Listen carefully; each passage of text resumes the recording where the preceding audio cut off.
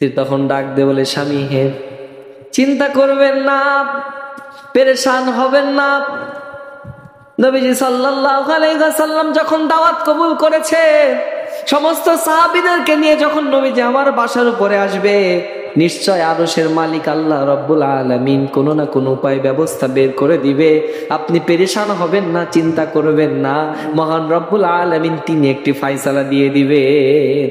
নূর নবীজি নূর ছড়ালো আকাশ বাতাসে, ফুল বাগিচায় সুবাস ছড়াই তার নামে হেসে, যেন তামাম আরব কুলে আনন্দে গাই দুলে দুলে, এসেছে বুলবুলে খোদা মদিনায়, যেন তামাম আরব কুলে আনন্দে গাই দুলে দুলে, এসেছে বুলবুলে খোদা মদিনায়। ونشهد أن لا إله إلا الله وحده لا شريك له وأشهد أن محمدا عبد الله ورسوله فقد قال الله تعالى في كلامه المجيد والفرقانه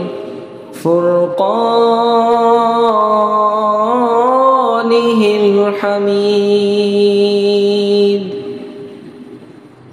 أعوذ بالله من الشيطان الرجيم. بسم الله الرحمن الرحيم. إنك على خلق عظيم. عن عباس رضي الله تعالى عنه قال قال رسول الله صلى الله عليه وسلم أحسن الناس خلقا متفق عليه. إن الله وملائكته يصلون على النبي يا أيها الذين آمنوا صلوا عليه وسلموا تسليما. درشد পড়ি সাল্লাল্লাহু আলাইহি ওয়াসাল্লাম। মুহাম্মদ সকলে সাল্লাল্লাহু আলাইহি ওয়াসাল্লাম। সাল্লাল্লাহু আলা মুহাম্মদ সাল্লাল্লাহু আলাইহি নাহমাদুহু নুসাল্লি আলা রাসূলিল কারীম। আম্মা বা'দ। উপস্থিত সম্মানিত মুরব্বিয়ানে আযম,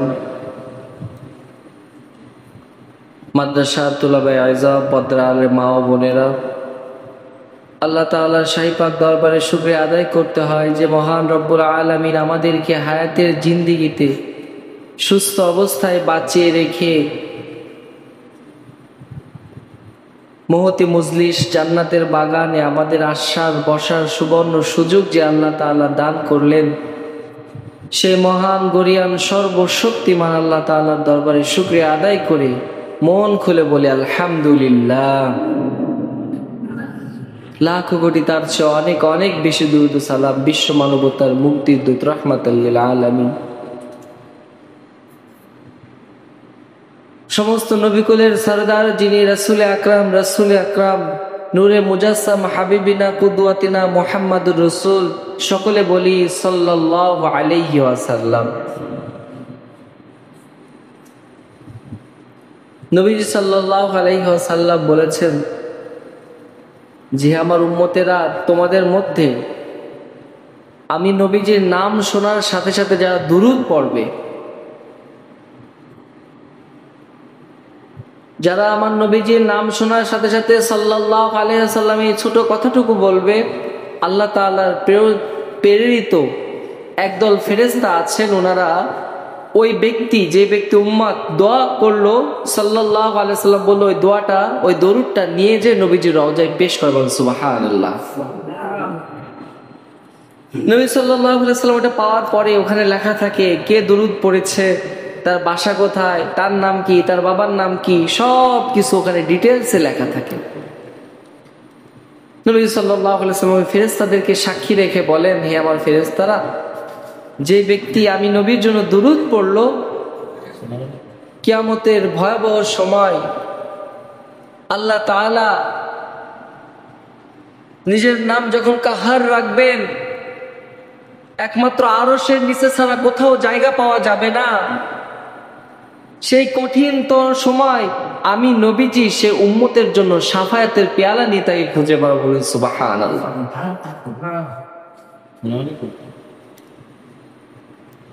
কেমন নবী আমরা পেয়েছি, যে নবী সাল্লাল্লাহু আলাইহি ওয়াসাল্লাম নিজের সমস্ত জিন্দেগিটা উম্মতের জন্য বিলীন করে দিয়েছেন, কেঁদেছেন, উম্মতের জন্য দোয়া করেছেন। নবী সাল্লাল্লাহু আলাইহি ওয়াসাল্লামের সবচেয়ে বড় মুজিজা হচ্ছে পবিত্র কোরআনুল কারীম। এছাড়া অসংখ্য 63 বছর জিন্দেগিতে অসংখ্য মুজিজা আল্লাহ তাআলা নবীজির মাধ্যমে আমাদেরকে দেখিয়েছেন। খন্দকের যুদ্ধে যখন পরীক্ষা খনন করতেছে, মদিনার চারিপাশে গর্ত খুঁড়তেছে যেন কাফেররা হামলা না করতে পারে, অতর্কিত হামলা না করতে পারে, সেজন্য চারিকলে গর্ত খুঁড়ে দিচ্ছে, পরীক্ষা খনন করতেছে। পরীক্ষা খনন করতে করতে সাহাবায়ে কেরাম ক্ষুধার্ত হয়ে গেছেন, সকলের ক্ষুধা লেগে গিয়েছে। সেই সময় তো আর খাবারের এত ভালো আয়োজন ছিল না, এত খিচুড়ি, এত খাবারের এত সুন্দর ব্যবস্থা সেই সময় ছিল না। এখন অন্য অন্য বাইরের মানুষ যারা আছেন, খাবারে এত রং চং করে সুন্দর করে তেল হলুদ দিয়ে রান্না তারা পারে না। একমাত্র আমাদের বাংলাদেশের মানুষরা, বাংলা, ইন্ডিয়া, পাকিস্তান, উজবেকিস্তান, এক কথা এই সমস্ত দেশের মানুষগুলো খাবারে যতটুকু সুন্দর করে রাঁধতে পারে, অন্য অন্য দেশে এত খাবার নিয়ে এত বইমোনা করে না। সমস্ত সাহাবীরা ক্ষুধার্ত, নবী সাল্লাল্লাহু আলাইহি সাল্লামের পেটেও খাবার নাই, নবীজির মুখ শুকায় গেছেন, সাহাবায়ে কেরামের মুখ শুকায় গেছেন, 3 দিন খান নাই ভালো কোনো খাবার, সকলে কাজের ভিতরে ব্যস্ত আছেন। দুপুরের আগ দিয়ে সকালবেলার দিকে জাবের ইবনে আব্দুল্লাহ রাদিয়াল্লাহু তাআলা আনহু, আমি যে ঘটনাটা বলতেছি এটা হচ্ছে বুখারী শরীফের 4102 নম্বর হাদিস, 4102 নম্বর হাদিস।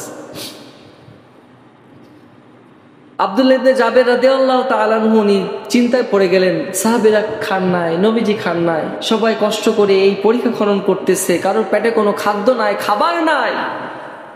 উনি বাসায় চলে গেলেন ওনার স্ত্রীর কাছে, ডাক দিয়ে বলি, স্ত্রী কোনো খাবার আছে কি? স্ত্রী বলতেছে, না খাবার আর কি থাকবে, তেমন খাবার তো কিছুই নাই, তাই আপনার পোষা একটা ছাগল আছে, বকরি আছে, আর কিছু আটা আছে, রুটি বানানোর মতন অল্প কিছু আটা আছে, খুব জোর 2-3 জনা খাইতে পারবে এমন রুটি আছে, আর একটা ছাগল আছে, গোস্ত জবাই করলে খুব জোর 10-20 জন মানুষ খাইতে পারবে। খন্দকের যুদ্ধে প্রায় কোন কোন রেওয়াতে আসছে 1000 সাহাবী, আবার কোন কোন রেওয়াতে আছে 3000 সাহাবী, সবাই যুদ্ধের জন্য প্রস্তুতি নিচ্ছেন। সবাই তো ক্ষুধার্ত। নবী সাল্লাল্লাহু আলাইহি সাল্লামের সাহাবী জাবের ইবনে আব্দুল্লাহ ইবনে জাবের উনি কি করলেন, স্ত্রীকে বললেন, তো যাই হোক ধরো ছাগলটা জবাই করে দিই। তো স্ত্রী ধরলো, ওনার মেয়ে ছেলে যারা ছিল সকলেই মিলে ছাগল ধরছে, উনি জবাই করে দিলেন।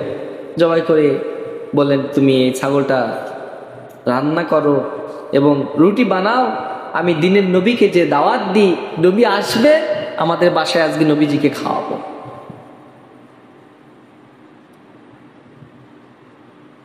আব্দুল্লাহ ইবনে জাবের রাদিয়াল্লাহু তাআলা নবীজির চুপিসারে নবীজি বসে আছেন, সাহাবায়ে কেরাম কাজ করতেছেন, নবীজি দেখতেছেন, তদারকি করতেছেন।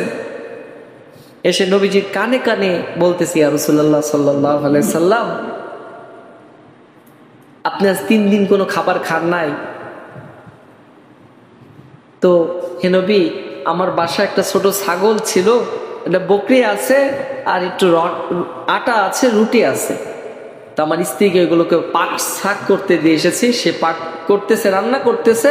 আজকে দুপুর বেলায় আপনাকে আমি দাওয়াত দিচ্ছি, আজকে আমার বাড়ি আপনি দাওয়াত মেহমান হবেন।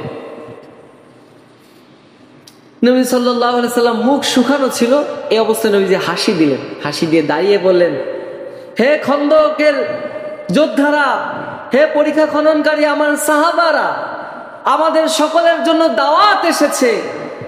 তোমাদের ভাই আব্দুল ইবনে জাবের ও দাওয়াত দিয়েছে তোমাদের সবাইকে আজকে দুপুরের বেলায়, দুপুরের সময় ওনার বাসায় দাওয়াত।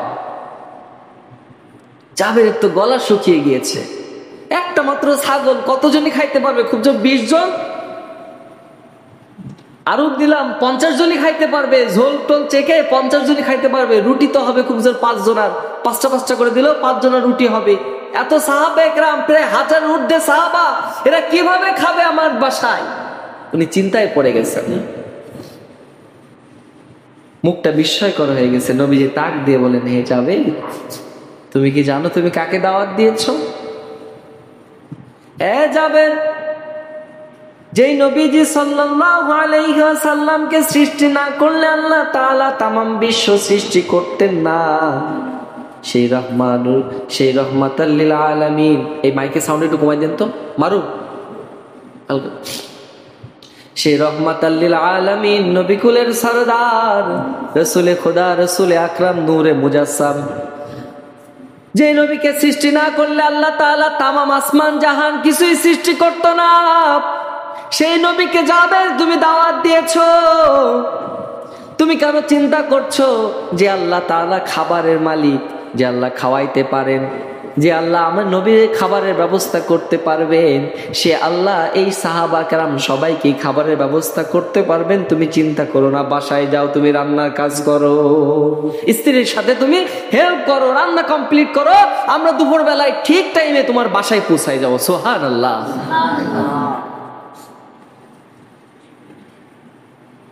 জাবের রাদিয়াল্লাহু তাআলা আনহু ভয়ে ভয়ে স্ত্রীর সামনে গিয়েছে। স্ত্রী তো বলে দিয়েছিল, হে জাবের, 5-6 জনের রুটি আছে, নবীজিকে কানে কানে দাওয়াত দিয়েন, বেশি জন দাওয়াত দিলে খাইতে পারবে না, সেজন্য আপনি অল্প কয়েকজনকে দাওয়াত দিয়েন। নবী সাল্লাল্লাহু আলাইহি ওয়াসাল্লাম আসলে ওনার জলিল কদর সাহাবী যারা আছে, আবু বকর, ওমর, উসমান, আলী, এনারা আসবেন, আমরা সবাই মিলে ভাগযোগ করে খাবো।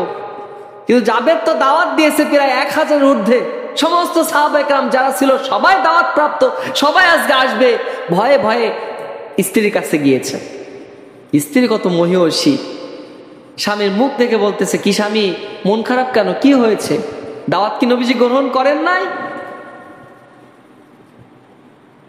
জাবের রাদিয়াল্লাহু তাআলা বলেন, হ্যাঁ নবীজি দাওয়াত গ্রহণ করেছেন, কিন্তু নবীজি সাল্লাল্লাহু আলাইহি ওয়াসাল্লাম একা আসবেন না।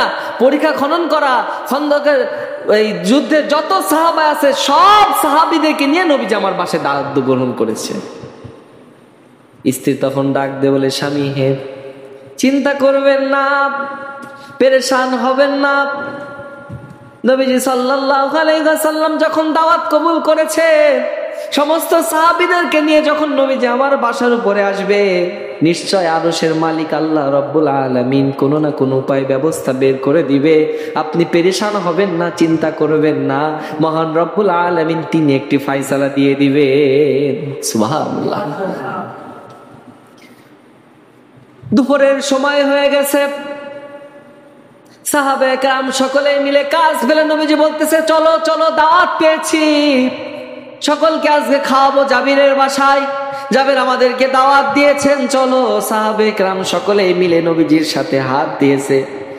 মক্কার ইহুদি, কাফের, খ্রিস্টান, অন্য অন্য ধর্মের যারা ছিল তারা সকলেই উপহাস করতে শুরু করে দিয়েছে, জাবের দাওয়াত দিয়েছো, নবীজিকে দাওয়াত দিব, তোমাদের নবীকে দাওয়াত দিবা, সবাইকে দাওয়াত দিয়েছো, এখন সবাই দলমল বেঁধে আসতেছে তোমার বাসায় দাওয়াত খাইতে। আছে তো একটা মাত্র ছাগল আর কিছু রুটি, সেটা দিয়ে তোমার আর নবীজি আর কিছু সাহাবের খাওয়া হইতো, তোমার পরিবারে খাওয়া হইতো, এত মানুষ আসছে, কি খাইতে দিবা? জাবের তখন বলে, ও মক্কার কাফেরেরা, ও মুনাফেকেরা, যেই নবীজি সাল্লাল্লাহু আলাইহি সাল্লাম দাওয়াত নিয়েছেন সেই নবী তো আল্লাহর বন্ধু, খোদ খোদা আশিক হয়ে দোস্তি করলেন কার সাথে? খুদ খোদা আশিক হয়ে দুস্তি করলেন কার সাথে, নামের সাথে নাম মিশালেন দেখো না আছে কালিমাতে। আল্লাহর বন্ধু সেই রাহমাতাল লিল আলামিন তিনি যখন দাওয়াত কবুল করেছেন, তার সাহাবীদেরকে নিয়ে আমার বাসায় আসতেছেন, নিশ্চয় মহান রব্বুল আলামিন তাকে লজ্জিত করবেন না, আমি জাবেরকেও লজ্জিত করবেন না। বলেন সুবহানাল্লাহ। সমস্ত সাহাবে কেরাম সবাই মিলে জাবেরের বাসায় এসেছেন। বাড়ি সহ উঠান সহ মরুভূমির ভিতরে তো সব জায়গা ব্লক হয়ে গেছে। সব সাহাবী, এত সাহাবী সবাই এসে লাইনে বসে গিয়েছে, খাবার দেবে। নবী সাল্লাল্লাহু আলাইহি সাল্লাম বললেন, জাবের রুটি বানাইছো? ইয়া রাসূলুল্লাহ, হ্যাঁ একটা জায়গায় পাত্রের ভিতরে রুটি বানিয়েছি।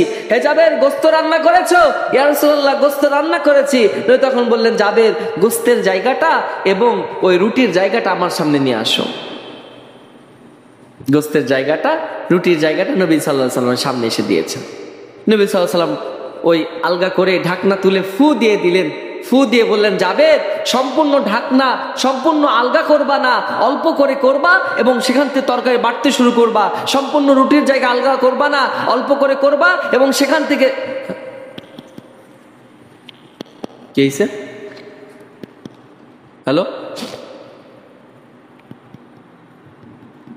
হ্যালো হ্যালো সম্পূর্ণ জায়গা আলগা করবা না, অল্প করে করবা, সেখান থেকে রুটি দিতে থাকবা। সাহাবে কেরাম সকল লাইনে বসে আছেন, রুটি নাই, রুটির উপরে গোশত দেয়, গোশত দিয়ে এক একজন সাহাবীর সামনে দেয়। সকল কিছু কিছু সাহাবী সকলে দাঁড়িয়ে গেছে খেদমত করার জন্য, মেহমানদারি করার জন্য। সমস্ত সাহাবী কেরাম লাইনে বসে আছেন। নবী সাল্লাল্লাহু আলাইহি সাল্লাম বলতেছেন, যাও সবাইকে খাও, আমি এখন খাবো না, আমি শেষে খাবো। সমস্ত সাহাবে কেরামকে এবার গোশত দিতে শুরু করছে, রুটি দিতে শুরু করছে। ক্ষুধার্ত 3 দিন যাবত কারো কোনো খাবার নাই, কেউ কোনো খান নাই। যে যতটা পারতেছে রুটি ততই নিচ্ছে, বারে বার চাচ্ছে রুটি নিয়ে আসেন, রুটি নিয়ে আসেন, খাবার নিয়ে আসেন, গোশত নিয়ে আসেন। ততবারই জাবের রাদিয়াল্লাহু তাআলা আনহু ওনার পাত্রের থেকে গোশত দিচ্ছেন, রুটি দিচ্ছেন। দিতে দিতে 1 2 100 200 300 400 এবার করতে করতে হাজারের ঊর্ধ্বে সাহাবে কেরাম সকলকে খাওয়ানো হয়ে গেছেন। সমস্ত সাহাবী তৃপ্তি সহকারে খেয়েছেন, সকলের পেট ভরে গিয়েছে। শুকরিয়ার ঢেকুর তুলে আল্লাহর দরবারে শুকরিয়া আদায় করতেছে, জাবের এমন খাওয়ানো খাওয়ালা, অনেক দিন যাবত আমাদের পেটে এমন খাবার খাই নাই। জাবের আবার নবীজির সামনে, ইয়া রাসূলুল্লাহ, ইয়া হাবিবাল্লাহ, ও দিনের নবী, মায়ার নবীজি, আপনার সমস্ত সাহাবে কেরাম তৃপ্তি সহকারে খেয়েছে, কারোর কোনো ক্ষুধা নাই, যে যতটুকু ইচ্ছা খেয়েছে, সকলের তৃপ্তি সহকারে খাওয়ার পরে ইয়া রাসূলুল্লাহ এখন আপনি বাকি আছেন, আমি বাকি আছি, আমার স্ত্রী পুত্র আমার পরিবারের লোক বাকি আছে। নবী ডাক দিয়ে বললেন, যাবে যাও এবার আমার জন্য খাবার নিয়ে আসো। জাবের রাদিয়াল্লাহু তাআলা আনহু এবার নবীর জন্য খাবার নিয়ে নবীর সামনে দিলেন। নবী সাল্লাল্লাহু আলাইহি সাল্লাম খাইলেন। কত বড় দয়ার নবী, মায়ার নবী, সাহাবে কেরামকে না খাওয়ানো পর্যন্ত তিনি খান নাই, সবাই খেয়েছেন। জাবের রাদিয়াল্লাহু তাআলা আনহু এবার নবীজির সামনে দিলেন। নবীজি সাল্লাল্লাহু আলাইহি সাল্লাম তিনিও খাবার গ্রহণ করলেন, খাদ্য খেলেন। খাওয়ার পরে এবার বললেন, জাবের যাও, এবার তোমার পরিবার সহ তোমরা খাবারগুলো গ্রহণ করে নাও, এবার তোমরা সকলে খাবার শেষ করো। জাবের রাদিয়াল্লাহু তাআলা আনহু বলতেছেন, এরপরে আমি আসলাম, আমার স্ত্রীকে বললাম, স্ত্রী গোশতের ঢাকনা উত্তোলন করেন, খুলে দেন। স্ত্রী গোশতের ঢাকনা খুলে দিল, রুটির ঢাকনা খুলে দিল। তাকিয়ে দেখি যতটুকু গোশত ছিল রান্না করা হয়েছিল তাই আছে, যতটুকু রুটি রাখা হয়েছে সে এতটুকু রুটিই আছে। বলেন সুবহানাল্লাহ। 1000 উপরে সাহাবী খেয়েছেন একটা ছাগল দিয়ে, কিছু রুটি, অল্প আটার কিছু রুটি দিয়ে সবাই খেয়েছেন, এখনো খাবার পুরান নাই। কত রহমাতাল লিল আলামিন, কত দয়া তার কাছে। রহমাতুল লিল আলামিন নবীজি সাল্লাল্লাহু আলাইহি সাল্লাম নিজে খেয়েছেন, সাহাবায়ে কেরাম সবাইকে খাওয়াইছেন, জাবেরের পরিবারের জন্য দিয়েছেন। ওই নবী সাল্লাল্লাহু আলাইহি সাল্লাম যেখানে হাত দিয়েছেন সেই জায়গাটা বরকতময় হয়ে গেছে। বলেন সুবহানাল্লাহ। নূর নবীজি নূর ছড়ালো আকাশ বাতাসে, ফুল বাগিচায় সুবাস ছড়াই তার নামে হেসে, যেন তামাম আরব কুলে আনন্দে গাই দুলে দুলে, এসেছে বুলবুলে খোদা মদিনায়, যেন তামাম আরব কুলে আনন্দে গাই দুলে দুলে, এসেছে বুলবুলে খোদা মদিনায়। তুমি মন থেকে মনে ছড়ালে একটি প্রভুর নাম, তুমি প্রাণ থেকে প্রাণে ছড়ালে তার সে গুণগান, যিনি সব সৃজনকারী, যিনি সব লালনকারী, যিনি সব সৃজনকারী, লালনকারী, পালনকারী হে। নূর নবীজি নূর ছড়ালো আকাশ বাতাসে, ফুল বাগিচায় সুবাস ছড়াই তার নামে হেসে, যেন তামাম আরব কুলে আনন্দে গাই দুলে দুলে, এসেছে বুলবুলে খোদা ও মদিনা। চিৎকার দিয়ে বলি সুবহানাল্লাহ। হাজার মজলিস। তাহলে নবী সাল্লাল্লাহু আলাইহি সাল্লাম ওনার বরকত কত ছিল, নবীজির মুজিজা কেমন ছিল। আবু জেহেল এসে বলতেছে, মোহাম্মদ তুমি তো অনেক জাদু খাটাও, অনেক কিছুই তো করো, হাতের ভিতরে পাথরকে তোমার নাম শোনাও, আল্লাহর নাম শোনাও, সবই তো করো। আচ্ছা ওই আকাশের চাঁদকে দ্বিখণ্ডিত করে দেখাও, আলাদা করে দেখাও তো। নবীজি বলতেছে, চাচা এতদিন ধরে অনেক কিছু দেখতে চাইতেন, পাথরকে নদীর ওই পার থেকে এই পারে নিয়ে এসে দেখাইছি, আমার মুজিজা, আমি যে নবী হওয়ার সত্যায়িত প্রমাণ আপনাকে অনেকবার করেছি, কিন্তু আপনি তো মানতে চান না। আপনাকে যাই করি আপনি ঠিকই আমাকে জাদুকর বলে ঘুরে চলে যান। বলতেছে, না না এবার মেনে নেবো, এবার যদি তুমি আকাশের চাঁদকে দ্বিখণ্ডিত করে দেখাইতে পারো তাহলে মেনে নেব। কেন? জমিনে মানুষের জাদু খাটে, আকাশে মানুষের জাদু খাটে না। তো আবু জাহেলরা তো জানতো নবীজি জাদুকর, তো বলতেছে দেখাও দেখাও, চাঁদকে দ্বিখণ্ডিত করে দেখাও। নবী সাল্লাল্লাহু আলাইহি সাল্লাম, एक दिन का वाक़िया अबू जहल ने कहा, आई मोहम्मद कह दीजिए हाथ के अंदर हाय किया, मोजेजा बे इंतहा रब ने उन्हीं क्या अता, काफिरों जब शकुल कमर के लिए अर्जू किया, एक इशारा से ओए चाँद को टुकड़ा कर दिया। नबी सल्लल्लाहु अलैहि वसल्लम কি করছেন? হাতের আঙ্গুলি দিয়ে ইশারা করেছেন, চাঁদের উপরে ইশারা করেছেন। ইশারা করার সাথে সাথে চাঁদটা দুইটা খণ্ড হয়ে, দুইটা ভাগ হয়ে পৃথিবীর দুই প্রান্তে পড়ে গেছে। সুবহানাল্লাহ। নবীজি বলতেছে, চাচা তাহলে এবার দেখলেনই তো, চাঁদকে দুইটা ভাগ করে দিলাম, আকাশ অন্ধকার করে দিলাম, চাঁদকে হাত দিয়ে ইশারা করার সাথে সাথে চাঁদ ভেঙে বিভিন্ন জায়গায় ছড়িয়ে গেল, দুইটা প্রান্তরে পড়লো, এবার আপনি ইসলাম ধর্ম গ্রহণ করেন। তখন আবু জেহেল, ভিতরে তো মোহর মারা, অন্তর তো গলবে না। নবী সাল্লাল্লাহু আলাইহি সাল্লামের যতই মুজিজা দেখাক, যাই বলুক, নবীজির প্রেমের কথা যাই বলুক, এই আবু জেহেল যারা আছে, যারা ছিল, আছে, থাকবে, এদের অন্তর গলবে না। যত যাই করেন না কেন, নবীজির মিলাদ করবেন, নবীজি সাল্লাল্লাহু আলাইহি সাল্লামের দুরূদ পড়বেন, যাই করবেন, এই আবু জেহেল কোয়ালিটির যারা, এদের অন্তর গলবে না। এদের অন্তর তো আল্লাহ মোহর মেরে দিয়েছে, দেখতে খুব সুন্দর হবে, ইসলামের সাজেই সেজে থাকবে, তাদের ভিতরে ইসলামের রং থাকবে, কিন্তু অন্তরের ভিতরে তো আল্লাহ আল্লাহ রসুলের প্রেম মহব্বত থাকবে না। তা বুঝে বলতেছে, আমি মেনে নেব যখন সিরিয়া দামেস্কের মানুষজন আমার সামনে আসবে, আমি তাদেরকে জিজ্ঞেস করব, মিশরের মানুষজন আসবে, তাদেরকে জিজ্ঞেস করব তারাও কি আকাশের এই চাঁদ ভাঙা দেখেছে। তো তারা বলে যে আমরা দেখেছি, তখন আমি ইসলাম ধর্ম গ্রহণ করব। কিন্তু কখনো সে ইসলাম ধর্ম গ্রহণ করতে পারে নাই, কারণ আল্লাহ তো নিয়ে যাবে না তাকে, আল্লাহ তো তাকে তার কাছে নিয়ে যাবে না, ইসলামের কাছে নিয়ে যাবে না, কারণ অন্তরটা নষ্ট হয়ে গেছে, মলিন হয়ে গেছে। হাজার মজলিস। সেই জন্য যত যাই করি একটা জিনিস খেয়াল রাখতে হবে আমাদেরকে, একটা বিষয় আমাদেরকে সকলের মাথায় রাখতে হবে। আমরা ওয়াজ নসিহত শুনি না অনলাইনে, বক্তা, মোবাইল, বড় বড় বক্তা, অমুক সাহেব তমুক সাহেব, নাম শুনি না। আজকে আপনাদের একটা বক্তা চিনানোর একটা মাপকাঠি দিয়ে দিব। কোনো বক্তা যদি আপনাদের শুনতে হয়, কোনো বক্তার আলোচনা, তাহলে ওই মাপকাঠি ধরে দেখবেন ওই স্কেল ধরে দেখবেন, যদি দেখেন স্কেলে দাগে দাগ পড়েছে, তখন জানবেন বক্তাটা ভালো বক্তা, এর ওয়াজ শুনলে আমল আসবে, এর ওয়াজ শুনলে তাসির আসবে, এলেমের নূর আসবে। বাদ বাকি অন্য বক্তার ওয়াজ শুনলে ভিতরে এলেম নূর আসবে না। সে কোন বক্তা?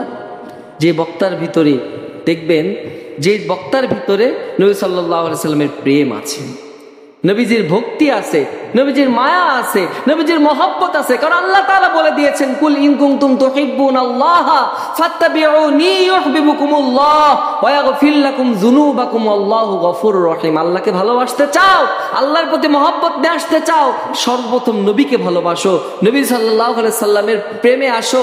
নবীজির প্রেম যার ভিতরে আসবে, নবীজি সাল্লাল্লাহু আলাইহি সাল্লামের ভালোবাসা যার ভিতরে আসবে, দেখবা সে আল্লাহকে ভালোবাসছে। যে আল্লাহকে ভালোবাসতে পারছে সে তো সবই পেয়ে গেল, সে তো দুনিয়া আখিরাত সবই তো তার। সেজন্য আমরা যেখানে যাই করি, আল্লাহ তাআলা রাসূল সাল্লাল্লাহু আলাইহি সাল্লামের যতটুকু ভালোবাসা শিখাই দিয়েছেন, আমরা এই ভালোবাসার বাহিরে আমরা যাব না। নবীজিকে ভালোবাসা, নবী সাল্লাল্লাহু আলাইহি সাল্লামের সুন্নাতকে আঁকড়িয়ে ধরার মধ্য দিয়ে আমরা দ্বীন ইসলামের ভিতরে দাখিল হইতে পারব। সেজন্য আল্লাহ তাআলা আমাদেরকে বলেছেন, ওয়ামান আহসানু কাওলাম মিম্মান দাআ ইলাল্লাহ ওয়া আমিলা সালিহান ওয়া ক্বালা ইন্নানি মিনাল মুসলিমিন। যে আল্লাহর কথা বলে, যে দ্বীনের কথা বলে, যে রাসূলের কথা বলে, ওই জবানটা সবচেয়ে পবিত্র জবান, সবচেয়ে ভালো জবান। সেই জন্য আমাদের সদা সর্বদা এই জবানে আল্লাহ তাআলা স্মরণ রাখতে হবে, নবীজির মহব্বত রাখতে হবে। নবীজির মায়া, প্রেম, মহব্বত যদি আমাদের ভিতরে গালিব হয়, আল্লাহ তাআলার প্রতি আমাদের ভালোবাসা বাড়বে, দ্বীন ইসলামের প্রতি আমাদের ভালোবাসা বাড়বে। আল্লাহ এবং আল্লাহ রসুলকে ভালোবাসা, ওনার সুন্নত অনুযায়ী জীবনকে চলানোর তৌফিক আল্লাহ তাআলা আমাদের সবাইকে দান করুন। আল্লাহুম্মা আমিন। ওয়া মা তাওফিক ইল্লা বিল্লাহ। আখির দাওয়ানা আনিল হামদুলিল্লাহি রাব্বিল আলামিন। দুরূদ পাঠ করি। আল্লাহুম্মা সাল্লি আলা সাইয়্যিদিনা